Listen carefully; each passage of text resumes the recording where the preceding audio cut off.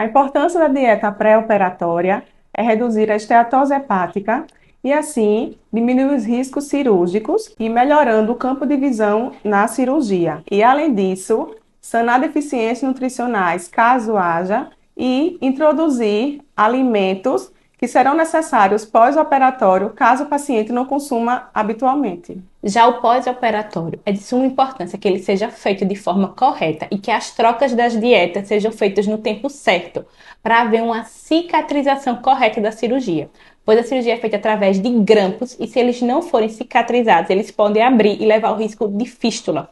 Além disso, introduzir alimentos que serão necessários para essa nova fase e também evitar futuras deficiências nutricionais. A suplementação se faz necessária durante todo o período pós-operatório e é por tempo indeterminado. Vale salientar que suplemento não é remédio. Suplementos são nutrientes que a gente adequa com a nossa alimentação diária e se faz necessário durante todo esse período porque a ingesta é muito pequena de nutrientes. Se não consegue suplementar na quantidade certa, isso gera carências nutricionais, podendo haver outros tipos de patologia. Então, para que isso não aconteça, é necessário que faça o acompanhamento regular com a nutricionista, principalmente durante o primeiro ano, que é o ano onde a gente tem aquele equilíbrio total das nossas reservas nutricionais. Fala pessoal, muito boa noite, sejam todos bem-vindos para mais uma live de pré-operatório. Lembrando que isso aqui, na verdade, simboliza uma nova transformação, uma nova vida que está a caminho. Tanto eu como o Paulo Vitor fica muito honrado e feliz por vocês terem escolhido nossas mãos, nossa equipe, o Instituto de Obesidade, para ter sua nova e melhor vida a caminho. Antes de mais nada, eu gostaria de, antes de me apresentar e apresentar o Paulo, contar um pouquinho do que vai se tratar. Desde que eu comecei no mundo bariátrico, há mais ou menos 20 anos, eu sempre tive como característica ter um contato pessoal com o paciente e com seus familiares muito próximo à data da cirurgia. Mas por muitas vezes, com o aumento progressivo do número de cirurgias, era impossível ter essas novas inserções numa agenda já cheia. Tomei como característica fazer uma mini reunião na recepção do Instituto atual, onde depois da segunda reunião já não cabia tantos pacientes e familiares. Passamos um bom tempo no auditório pequeno, perto lá da clínica, logo na sequência já não cabia e ficamos longos e bons anos fazendo uma reunião mensal num grande auditório lá próximo à clínica, no hotel, onde lá estava presente tanto familiares como a equipe multidisciplinar. Lógico, o calor humano, a interação sempre era muito bacana, mas com a pandemia tudo mudou. Pois então, quando o Paulo Vitor teve a ideia de fazer nesse novo formato, como é que foi, Paulo? A gente decidiu fazer uma live. Por quê? A gente sabe que é uma forma de acesso para todos os pacientes. Hoje todo mundo tem um celular na mão, tem um YouTube na televisão.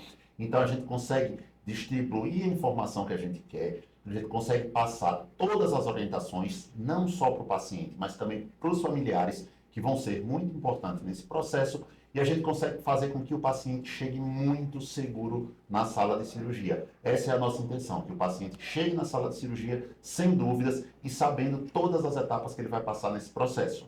E um dado importante também que precisa ser falado, que a gente não consegue ter essa interação de dúvidas ao vivo. Mas esse chat que vocês vão ter acesso a partir de agora, eu sou capaz, junto com o meu time e o Paulo, tirar todas as dúvidas que venham a ter. E se eventualmente alguma dúvida residual fique, vocês podem entrar em contato com o Instituto, que o nosso time vai estar à disposição para tirar essas dúvidas. E se quiser sentar pessoalmente, seja comigo, seja com o Dr. Paulo, eu estou sempre de portas abertas para vocês e seus familiares, para que a gente tire as últimas dúvidas residuais antes da sua nova e melhor vida.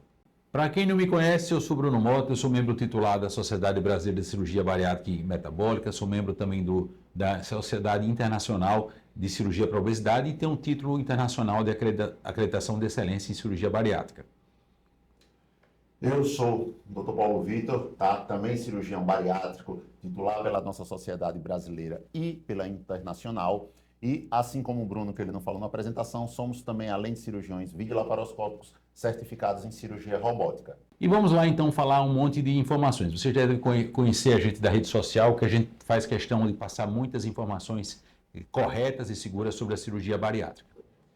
Eu gosto muito de começar falando sobre um pouquinho sobre essa live, nessa máquina que vocês estão vendo. E eu tenho uma visão sempre que o nosso instituto, o Instituto de Obesidade, é uma máquina para transformar a vida, onde você entra com o lado com a obesidade, a autoestima impactada, a qualidade de vida impactada e com múltiplas comorbidades. O Instituto tem como característica, é muito conhecido hoje a nível nacional, por receber e acolher esse paciente, que ele facilite ao máximo essa jornada, com tranquilidade, harmonia e segurança, que você saia lá do outro lado. Não tão magra como já sai nessa máquina, mas num processo, lógico, de transformação de vida, de melhora de vida, com duas coisas que a gente não negocia, garantindo a você extrema segurança, dedicação e um resultado a curto, médio e longo prazo.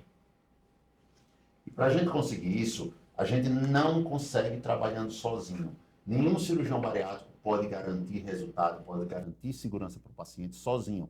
Precisamos de uma grande equipe, como vocês estão vendo aqui no nosso slide, nutricionistas, psicólogas, psiquiatra. Então a gente tem uma grande equipe de apoio para os nossos pacientes, visando o quê? A segurança no procedimento, mas também um acompanhamento de longo prazo, com resultados satisfatórios no longo prazo. E para a gente conseguir isso, a gente precisa do apoio de todas essas pessoas que estão ao nosso redor. Time que eu tenho muito orgulho de ter conosco lá no Instituto de Colaboradores, que eles vibram com cada resultado, vibram em vocês fazerem uma jornada e um preparo de pré-operatório célere de forma muito tranquila e principalmente quando vocês voltam com um sorriso de um lado ao outro, já operado e feliz da vida após ter sua vida transformada. E uma história que a gente sempre gosta de contar é o seguinte: existe uma pesquisa onde tentaram achar o motivo daqueles pacientes com 5, 10, 15 anos de cirurgia ter excelentes resultados e tentavam achar qual o motivo. É porque é homem, é porque é mulher, é porque fez a cirurgia X, é porque fez a cirurgia Y. E o único motivo que foi comum a todos os pacientes que tiveram um resultado de longo prazo satisfatório são aqueles que mantiveram o acompanhamento com a equipe multidisciplinar. Continuaram voltando nas consultas com seu cirurgião, continuaram voltando nas consultas com seu nutricionista, com seu psicólogo, com a sua nutróloga. Quem mais tempo permaneceu dentro da equipe fazendo o acompanhamento foi aquele que teve o melhor resultado em longo prazo. É importante salientar também que a equipe multidisciplinar não se viu para dar o laudo para operar. Como o Paulo comentou, é necessário esse acompanhamento a longo prazo. É doença crônica, tratamento crônico. A gente instala em você a melhor ferramenta para manter a doença, a obesidade controlada, mas não curada. E a adesão à equipe multidisciplinar a longo prazo vai garantir isso. Além disso, esse time ele coloca-se à disposição 24 horas por dia para qualquer dúvida que venha a ter. Então, para aquele paciente que está com alguma dificuldade ou dúvida em relação à dieta no pós-operatório, nossa equipe de nutrição está para atendê-lo. Se houve alguma demanda do ponto de vista emocional, um pouco mais de ansiedade, tristeza ou até mesmo euforia, o time da equipe de psicologia vai estar para apoiá-lo. E tanto eu como o Dr. Paulo temos o celular disponível 24 horas para qualquer necessidade que vocês venham a possuir nesse pós-operatório. E uma coisa que a gente bate muito é o seguinte: não existe cirurgião bariátrico que faça uma cirurgia aqui, outra acolá, diga que é cirurgião bariátrico, mas não faz um grande volume cirúrgico e principalmente não tem uma dedicação à cirurgia bariátrica. A gente preza muito pela segurança e para a gente conseguir trazer segurança para o nosso paciente, a gente tem um compromisso, um comprometimento com a cirurgia bariátrica para que consiga ter excelentes resultados. É muito importante, quando você escolhe seu cirurgião bariátrico, que ele tenha uma equipe multidisciplinar de apoio, como a gente já vem falando nos slides anteriores. A equipe é essencial para o acompanhamento. Do mesmo jeito que tem que ter uma frequência cirúrgica. Você tem que estar sempre fazendo aquilo, você tem que estar sempre acompanhando esses tipos de pacientes. Eu sempre brinco, no último ano a gente acompanhou 600 pacientes, então a gente sabe o que vai acontecer, a gente sabe qual é o caminho certo e qualquer paciente que saia um pouquinho desse rumo, a gente consegue identificar de maneira rápida. E isso serve muito, Paulo, para qualquer profissão. Quanto mais se faz, melhor se faz. Quanto melhor se faz, menos intercorrências você vai ter. E caso tenha alguma intercorrência, como você acabou de falar, é muito fácil para o especialista de alto volume estando lá. Outro detalhe, a cirurgia bariátrica é o suprassumo da especialização da área de cirurgia digestiva. Se você partiu para a laparoscopia avançada, é o suprassumo. E no nosso caso, que a gente conhece, é a única equipe que consegue oferecer aos nossos pacientes a plataforma robótica, você tem que ter um alto nível de treinamento e muitos anos de estrada para garantir o que é inegociável, segurança. Além disso, você tem que ser preparado em várias técnicas. Não gosto muito daquele cirurgião que é apaixonado por uma técnica só e só faz ela. Como você mesmo comenta, a gente está operando nessa live pacientes de 16 anos como senhoras de 75, pacientes com IMC de 29 porque tem um diabetes grave, como IMC de 60 que mal sai da cama. Então a gente tem que entender qual a necessidade desse paciente para entender qual a melhor técnica customizada e individualizada para aquele paciente de uma forma lógica. E sempre, como a gente busca muito, está se atualizando. Sempre estamos em busca de congresso, tanto eu como o Paulo, como toda a nossa equipe multidisciplinar, para trazer sempre o que é de novidade, tecnologia, para sempre buscar o melhor para vocês. Uma coisa que a gente bate muito dentro dos nossos pacientes é que a gente faz uma dieta pré-operatória e a gente já começa esse cuidado com o paciente antes da cirurgia. E qual a importância dessa dieta pré-operatória? Qual a importância desse cuidado? O mínimo de peso que você conseguir perder nesse começo já nos ajuda muito. Como vocês estão vendo aqui no slide, uma perda de peso de 10% já reduz em 26% a apneia do sono, que é aquela dificuldade quando pega no sono profundo de respirar. E o que é anestesia? Nada mais do que um sono profundo. Então, aquele paciente que tem uma apneia mais grave vai demorar um pouco mais para acordar, vai demandar um pouco mais de trabalho na hora de acordar da anestesia. Logo, se você consegue começar a perder peso antes, a gente começa a cada vez mais aumentar a segurança desse procedimento. Além disso, esse é um dos benefícios, mas a gente sempre preza números. Doutor Bruno, qual é o número de peso que eu preciso perder? Não é baseado em quilos, em sim porcentagem. A gente estipula que o paciente tem que perder entre 5% a 10% do seu peso na dieta do pré-operatório. E lembre que essa dieta não é única. Tem pacientes que precisam fazer a dieta por apenas 5 dias, outros por 15 dias. Isso é determinado pela nutricionista baseado em vários parâmetros. Desde a esteatose hepática, que é aquela gordura do fígado, existem laudos de ultrassom que vêm com hepatomegalia, que além da gordura do fígado, ele está aumentado. O primeiro ato cirúrgico que a gente faz ao iniciar o procedimento é levantar o fígado. É muito fácil para mim, eu sempre brinco, levantar esse controle, mas é muito difícil para mim levantar uma mesa. Então, se você tem um fígado muito grande, por vezes é impossível realizar a cirurgia. E muita gente às vezes fica um pouco ansioso. Eu tive algumas pacientes que me encontrou no centro cirúrgico e falou: doutor Bruno, eu fiz a conta, eu perdi só 3%. Isso me preocupa? A primeira pergunta eu falo: bem, você seguiu a dieta à risca? Ela falou: completamente. Isso é o que me importa.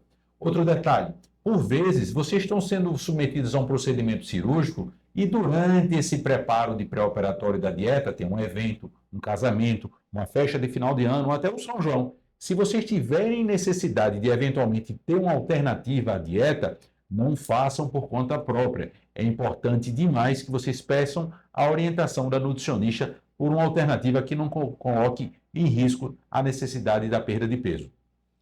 E essa perda de peso, às vezes, controla uma série de comorbidades que você já vem. A gente tem vários casos de pacientes hipertensos que, com a perda de peso inicial, diante da cirurgia, controla a pressão. Pacientes diabéticos que tinham glicemias altas, e quando ele começa com essa dieta mais rigorosa, essa perda de peso mínima que seja, a diabetes começa a controlar e, mais uma vez, vai parecer repetitivo, mas é o nosso mantra principal. Tudo isso é em função da segurança da sua cirurgia. É importante também salientar que existe a gordura visceral, que atrapalha muito o procedimento cirúrgico. Gordura visceral, pessoal, é aquela gordura intraabdominal, é mais comum naqueles pacientes que têm um abdômen mais globoso, e ela dificulta a cirurgia. Com a perda de peso do pré-operatório, ela diminui bastante, facilitando demais o nosso procedimento cirúrgico. Essa perda de peso, como o Bruno falou, melhora o padrão ventilatório, diminui a gordura intracavitária, a gordura intraabdominal, diminui a esteatose hepática e, com isso, a gente consegue, muitas das vezes, reduzir o tempo de cirurgia. O paciente que tem um fígado menor, com menos gordura intraabdominal, torna a cirurgia mais fácil e mais rápida. E, sem contar no que eu falo sempre, é um investimento que você faz na perda de peso. Como assim? Imagine que eu vou operar no belo dia 2 pacientes. O objetivo dos 2 era perder 50 quilos. Um deles, na dieta de pré-operatório, já perdeu 18. já deu um salto lá na frente, só estão faltando 32 quilos. Já o outro só perdeu 5, ele tem que se esforçar ainda mais, perdendo 45. E além disso, se vocês simpatizam com os seus cirurgiões, ajudem na dieta. Quanto mais peso perde nesse processo pré-operatório, mais fácil fica a cirurgia, mais segura, mais cedo você volta para casa. E o que a gente quer evitar é exatamente imagens como essas aí. Se vocês, é difícil de identificar, mas essas fotos todas aí estão mostrando fígados muito, muito grandes, onde a gente tentou fazer a cirurgia e teve uma extrema dificuldade.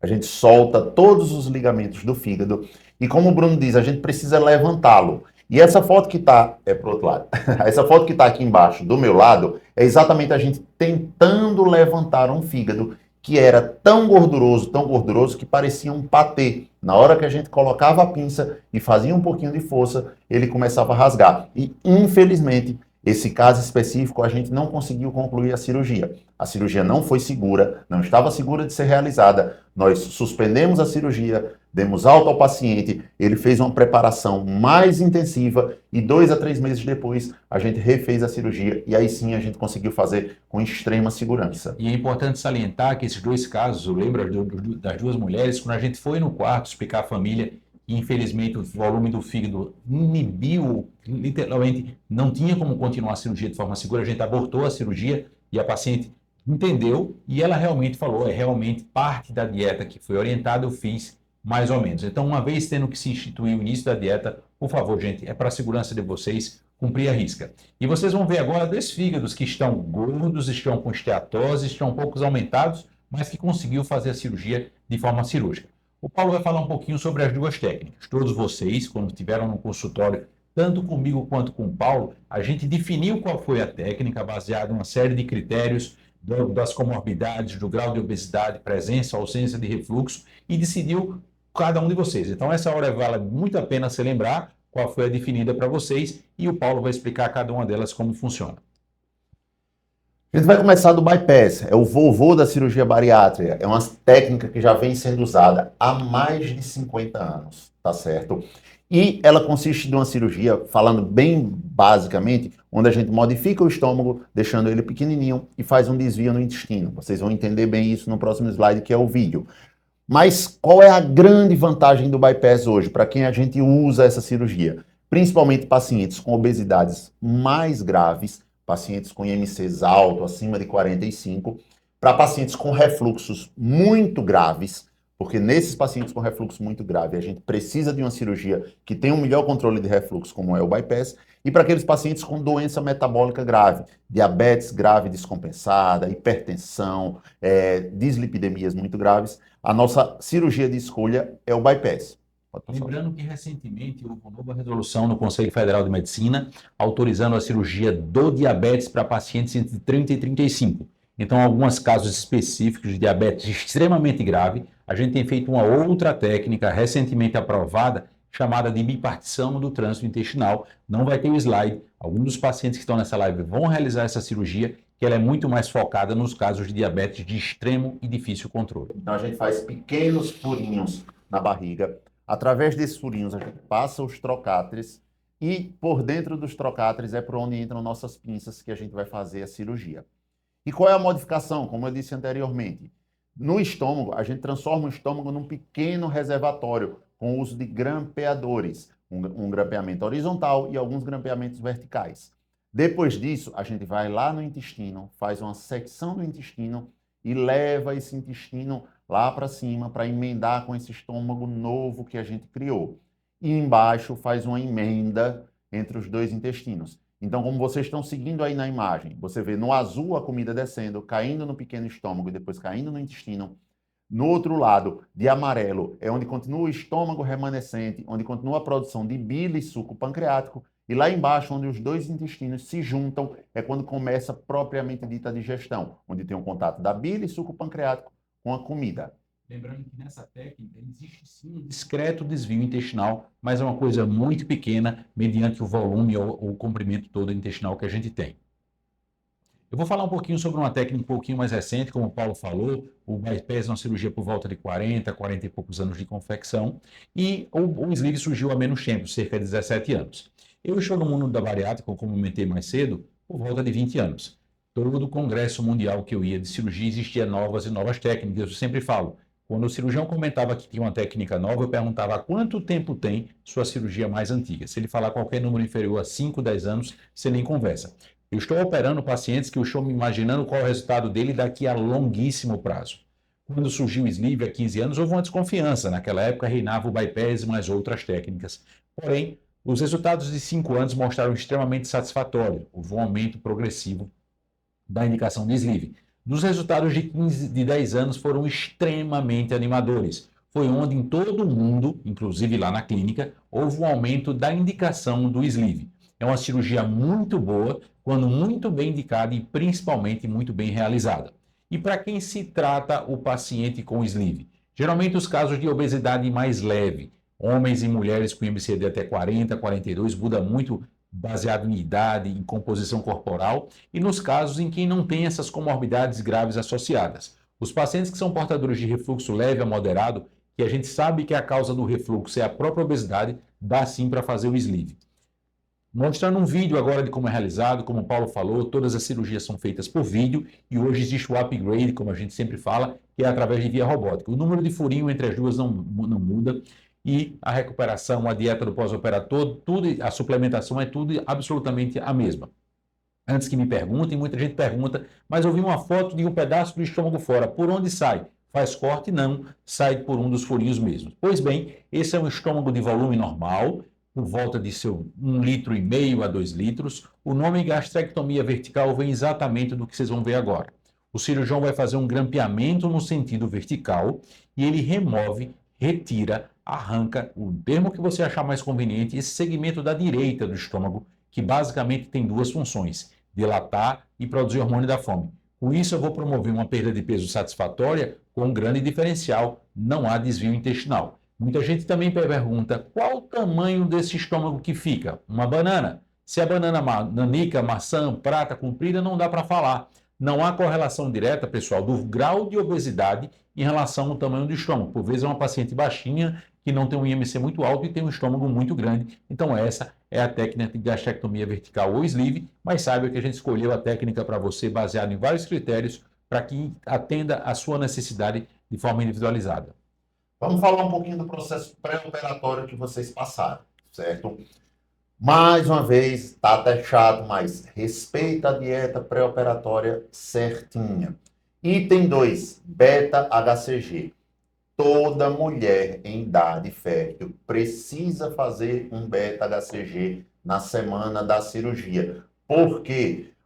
Já aconteceu, infelizmente, um caso, não foi na nossa equipe, mas foi no hospital que a gente opera, de uma paciente que foi para o centro cirúrgico para fazer uma cirurgia bariátrica com uma gestação de 4 meses. E isso é algo temerário. Ah, doutor, eu sou laqueada. Ah, doutor, eu não tenho relação. Ah, doutor, eu tomo remédio. Não interessa, a gente não tem essa opção. Toda mulher em idade fértil precisa fazer o beta-HCG uma semana antes. Além disso, já houve casos, inclusive, de pacientes nossos que tinham certeza absoluta que não podiam estar grávidos e vieram com beta-HCG no pré-operatório, que fez com que a gente não realizasse a cirurgia.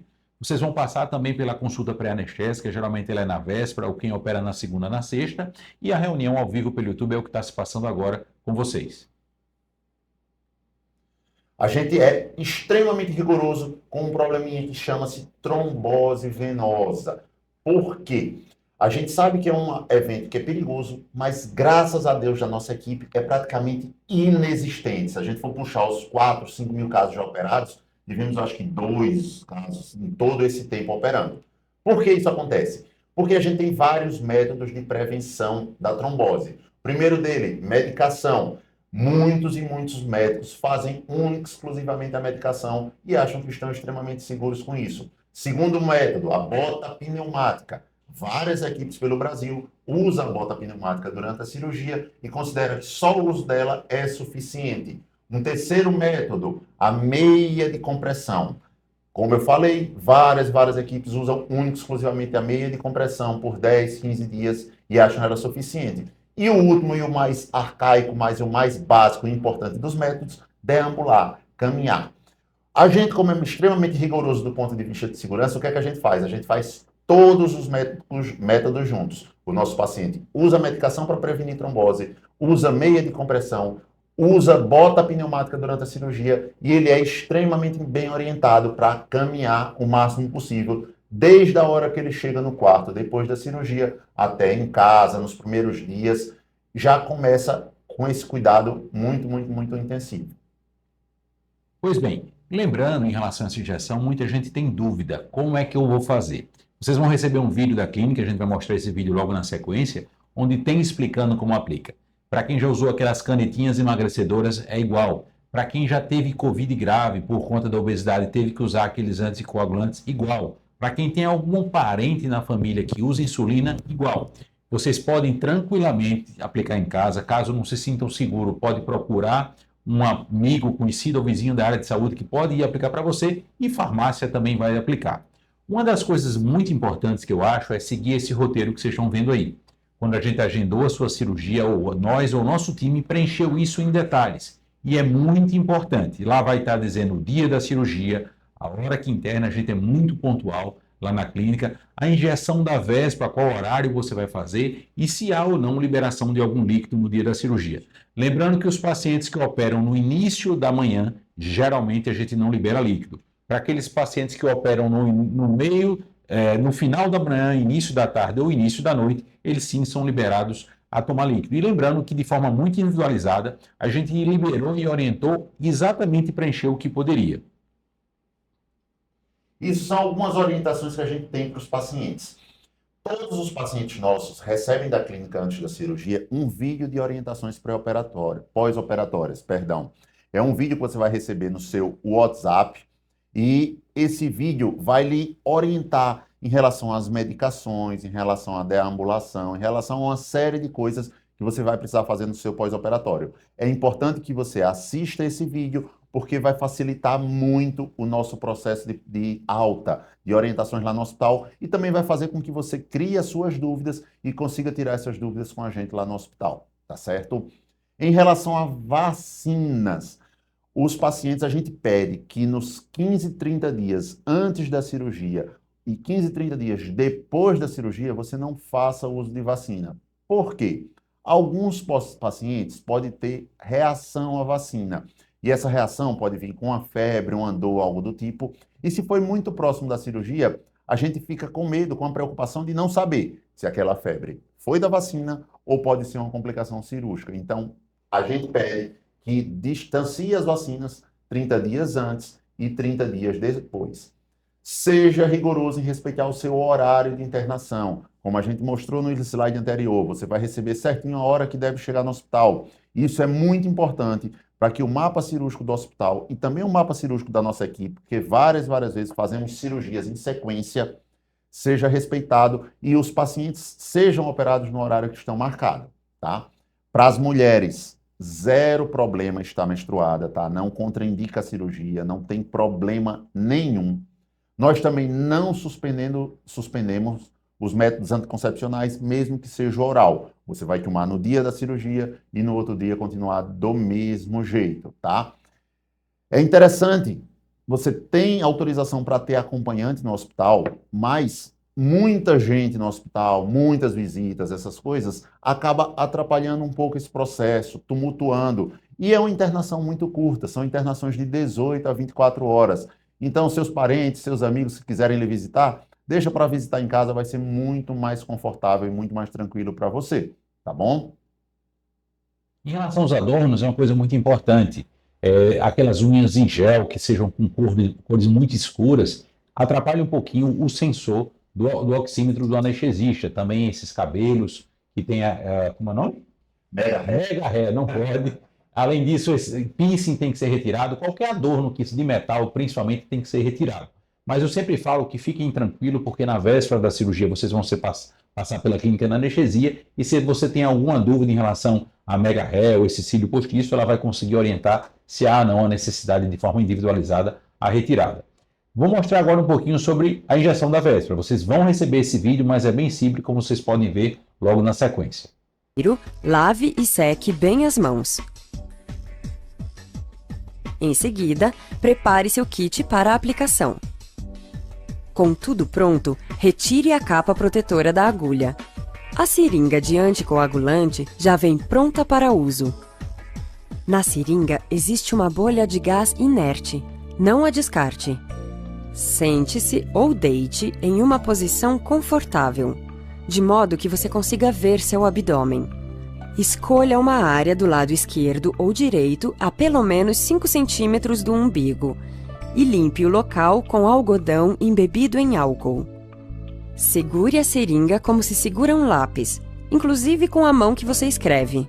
Com a outra mão, aperte entre os dedos polegar e indicador uma região da área que você acabou de limpar, fazendo uma prega na pele. Agora é só realizar a aplicação inserindo toda a agulha, num ângulo de 90 graus. Enquanto estiver aplicando a medicação, continue apertando os dedos para manter a prega da pele. Empurre o êmbolo até esvaziar totalmente a seringa e continue empurrando até que o mecanismo de segurança seja ativado. A capa protetora cobrirá automaticamente a agulha, sem causar nenhum desconforto. Lembre-se que o mecanismo de segurança só poderá ser ativado com a seringa completamente vazia e o êmbolo pressionado até seu limite. Pronto! Retire a seringa e descarte em um local apropriado. Vou falar um pouquinho de uma parte que eu acho extremamente importante, que é o dia em si da sua cirurgia. Os pacientes são orientados a chegar 2 horas antes da cirurgia. Para, como eu falei mais cedo, os pacientes que operam à tarde podem tomar um pouquinho de líquidos, que operam na manhã durante não. Muita gente tem uma dúvida em relação às medicações que são de uso crônico, ou seja, aquelas que o paciente já utiliza. Das que eu utilizo, quais são obrigatórias você usar no dia da cirurgia? Os pacientes que tomam remédio da pressão, vai tomar sim, mesmo se a cirurgia for logo no início, a gente libera aí, anotou de forma individualizada no papel, o remédio da pressão com um dedinho de água. Outra medicação que é estimulada a manter no dia da cirurgia são os hormônios da tireoide, lógico, para quem já usa. Além disso, os pacientes que fazem uso de anticoncepcional, como o Paulo falou, não há necessidade de suspensão. E as medicações psiquiátricas de uso crônico também a gente mantém no dia da cirurgia, mas isso foi tudo preenchido de forma individualizada. Vocês vão chegar no hospital, no setor de internação, e lá vão ter 2 caminhos que vocês podem seguir. Se o leito já está pronto, lá você vai ser direcionado junto com o seu acompanhante até o leito. Outras vezes não tem leito ainda disponível, não é igual ao hotel que fica reservado, a gente não tem previsão por vezes de outras especialidades em dar alta. Nesse caso, você vai ser encaminhado ao day clinic sendo preparado. Geralmente o paciente vai para o centro cirúrgico por volta de 30, 45 minutos antes da hora do início da cirurgia.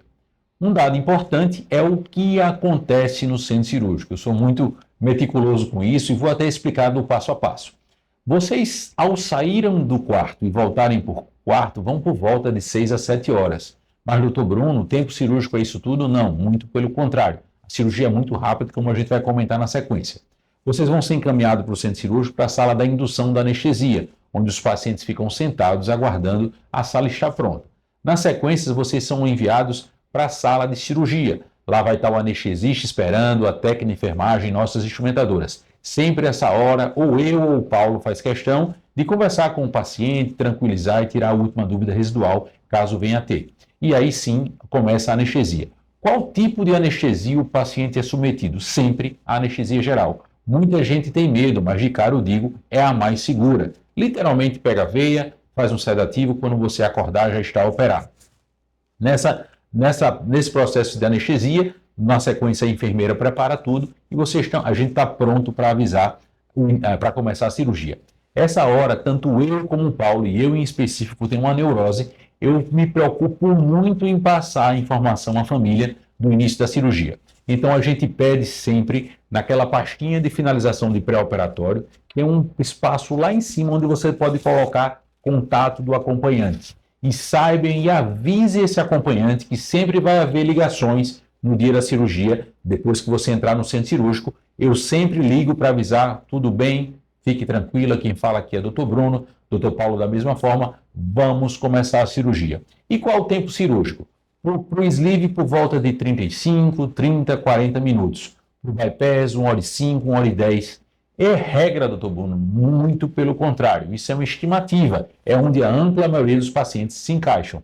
Por vezes são cirurgias múltiplas, ela vai fazer o sleeve com vesícula, o bypass com hérnia de hiato, isso toma mais tempo. Se o fígado tiver um pouco maior, doutor Paulo, é o mesmo tempo cirúrgico?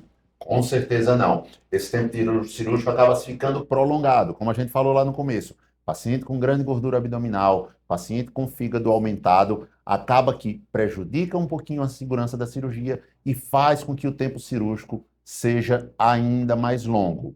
Como é que é a anestesia desses pacientes? Na grande maioria das vezes, 80 a 90% dos casos, é uma anestesia geral pura. Só pegou uma veia, dá uma medicação, o paciente dorme e ponto final. Alguns pacientes, ou que vão fazer cirurgias múltiplas, muito longas, ou pacientes que, por exemplo, têm múltiplas alergias, então a gente não tem tantas medicações como opção para tirar a dor, pode ser feita uma anestesia peridural, que é aquela anestesia nas costas, e depois dessa anestesia nas costas, a gente vai para a anestesia geral, tá bom? Não é utilizado o dreno, isso a gente abandonou há muitos anos. E lembrando da analgesia, essa hora sempre me lembra o robô. Lembrando que quando é feito pela via robótica, que daqui a pouquinho a gente vai comentar sobre ela, o conforto pós-operatório é inigualável. O paciente literalmente fala que não está operado. Ao terminar a cirurgia, a gente sempre tem, eu tenho como costume, junto com o Paulo, ligar para a família. Quem fala é doutor Bruno, é doutor Paulo, acabei de terminar a cirurgia e foi um sucesso.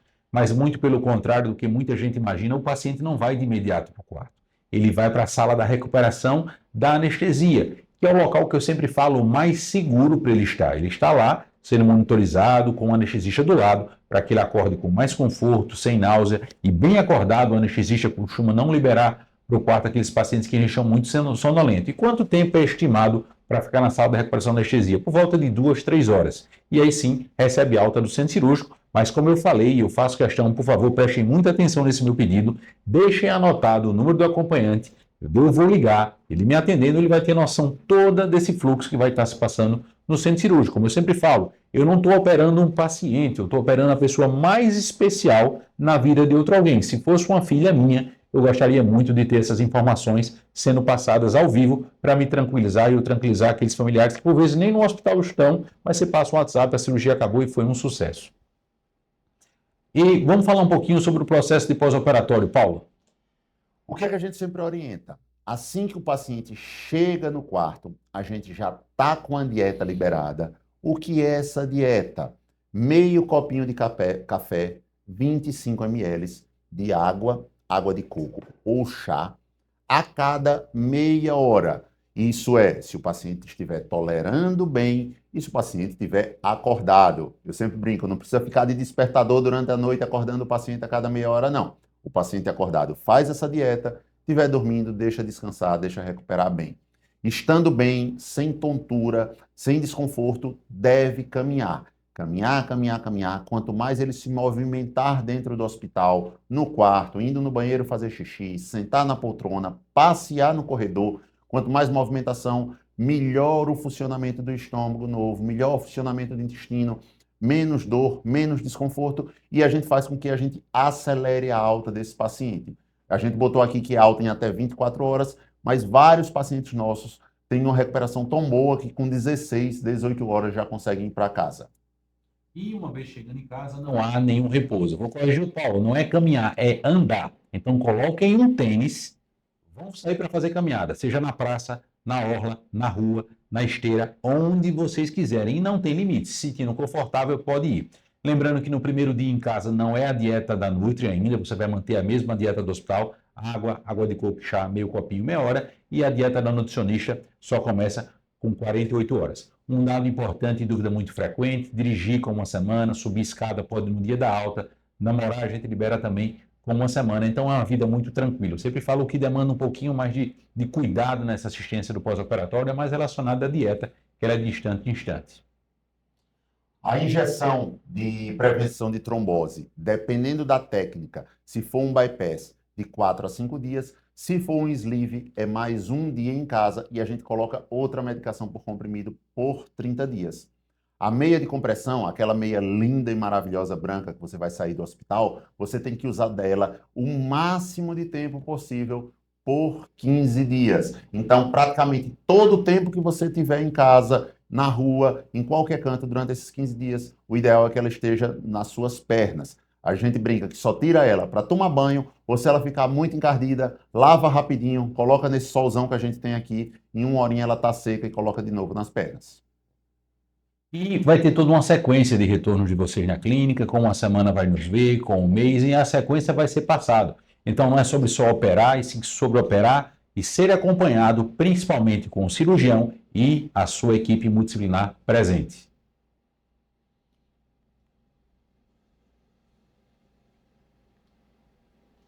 E por que que a gente opera? A gente, quando fala de cirurgia bariátrica, a gente tem muito foco no peso. Óbvio, perder peso é importante, mas mais do que fazer o meu paciente perder peso, eu quero lhe devolver saúde. E como é que eu devolvo saúde para ele? Prevenindo doenças, prevenindo o aparecimento de diabetes, hipertensão, apneia do sono, doenças articulares e também, muitas das vezes, controlando e curando essas doenças. Pacientes que eram diabéticos, usavam 2, 3, 4 medicações, param de usar. Pacientes hipertensos, na grande maioria das vezes, conseguem largar as medicações. Então, eu estou devolvendo qualidade de vida, eu estou devolvendo saúde para esses pacientes. E uma vez você deixando um paciente diabético, ex-diabético, você vai prevenir as complicações a longo prazo, como amputações, hemodiálise e cegueira. Então, não é sobre peso que se perde, sim sobre a nova vida que se ganha e principalmente com saúde. Porém, é muito importante lembrar, mais uma vez, a bariátrica é uma ferramenta. E a escolha de uso que você faz dessa ferramenta é o que vai definir o seu resultado no curto, médio e longo prazo. Suas escolhas são essenciais no pós-operatório para a gente ter um excelente resultado. E eu gostaria muito de agradecer, primeiro, a escolha da nossa equipe. Eu tenho muito orgulho de fazer parte de eu sou um pequeno membro de uma grande engrenagem que envolve múltiplos profissionais que se dedicam em vida ao tratamento da obesidade, uma doença crônica, uma doença muito mal julgada e avaliada, e que a gente está sempre à disposição para receber você com o maior carinho e oferecer essa excelente ferramenta que a gente sempre busca, que é o tratamento cirúrgico da obesidade grave. Eu fico muito feliz, mais uma vez eu me certifiquei, tenho que atualizar, é um certificado internacional de excelência em cirurgia bariátrica, em que a gente busca sempre, tanto eu como o Paulo, o que há de todas as titulações disponíveis e todos os treinamentos disponíveis para trazer sempre o que é melhor para vocês. Vou falar um pouquinho de uma coisa que tanto eu como o Paulo é apaixonado. A Santa Casa trouxe há mais ou menos quase 2 anos e meio uma ferramenta fenomenal, chamada cirurgia robótica. Para quem nunca ouviu falar, e eu com certeza comentei no consultório, por vezes naquela correria eu deixei para deixar bem detalhado agora no live, a cirurgia robótica é como se fosse um salto evolucionário. Eu sempre falo, muitos anos, a cirurgia por corte reinou. Veio a cirurgia por vídeo, houve uma revolução em relação a conforto e segurança no pós-operatório. E aí, mais recentemente, a cirurgia robótica. Lembrando que o robô nada mais é do que aquele aparelho atrás de mim. E antes de mais nada, antes que me perguntem, o robô não opera nada. Ele é 100% comandado pelo cirurgião. E ao invés de operar com 2 braços, com movimentos relativamente limitados, com o robô eu começo a comandar 4. E esses 4 braços imitam muito um punho humano, entregando uma cirurgia muito mais precisa e delicada. Além disso, ao invés de ver num monitor HD, eu vejo num monitor Full HD 3D no console de comando que vocês vão ver na sequência.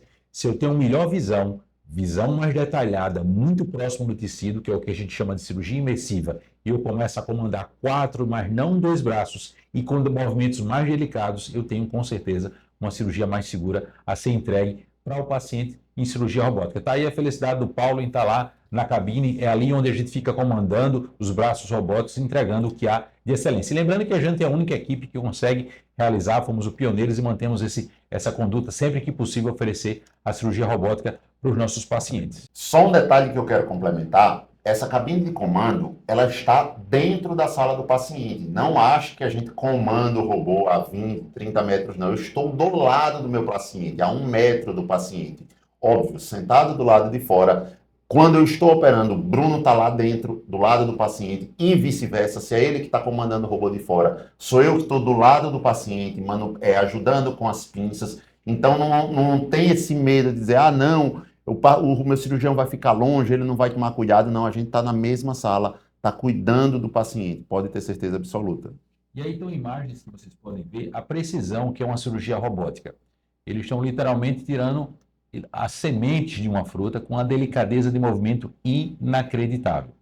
E essa precisão a gente consegue entregar, sim, de forma muito, muito tranquila na cirurgia de vocês. Está aí, como o Paulo falou, essa cabine de comando console, a gente fica do lado do paciente, no cantinho da sala, e o cirurgião assistente fica literalmente de imediato do lado do paciente. E aí estão os movimentos incríveis. Um vídeo também, uma das primeiras que a gente fez na Santa Casa, a gente está já com muitos e muitos casos operados. A cirurgia robótica já é uma realidade aqui em Maceió. Disparado é a melhor ferramenta e a tecnologia mais avançada para tratar a obesidade. Muitos pacientes têm receio, achando que o robô é capaz de operar. Muita gente tem uma percepção do robô. E eu digo de cara, a maior diferença da cirurgia robótica para o paciente chama-se conforto. Diferente da cirurgia por vídeo, que a gente faz uma certa força, quanto maior a parede abdominal, mais forças temos que fazer, a cirurgia robótica trabalha através de movimentos neutros, não imprimindo nenhuma força na parede abdominal. Então, a regra no pós-operatório de cirurgia robótica é perguntar, tanto para mim como para o Paulo, se realmente ele está operado. E isso faz com que você literalmente consegue voltar às suas atividades habituais, profissionais e até a prática de atividade física com muito mais precocidade e segurança. Recentemente, uma das pacientes tinha como objetivo fazer robô porque ela precisava voltar muito rápido para o trabalho. Era uma profissional liberal, eu falei, nesse sentido, se essa é a sua vontade, você tem que optar pela robótica. Com 3 dias ela mandou a foto, era uma odontóloga já voltando à sua posição de trabalho, que a gente sabe que ela fica muito curvado, com muito mais segurança, ainda superior à cirurgia por vídeo.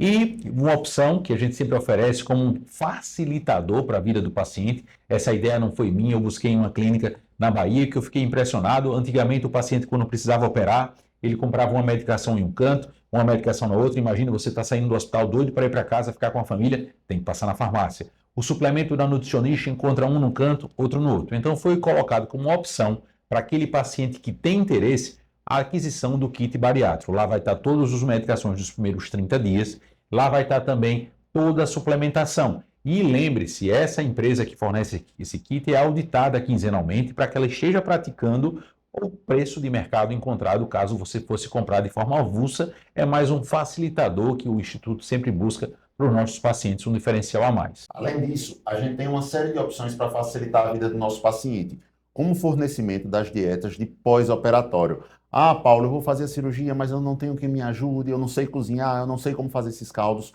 Nós temos uma empresa de uma nutricionista que é especializada em cozinha industrial, tem uma cozinha industrial na empresa dela, que pode fornecer esses caldos, a dieta líquida, a dieta pastosa para você, toda congelada, toda porcionada, seguindo as regras que são passadas pela nossa nutricionista.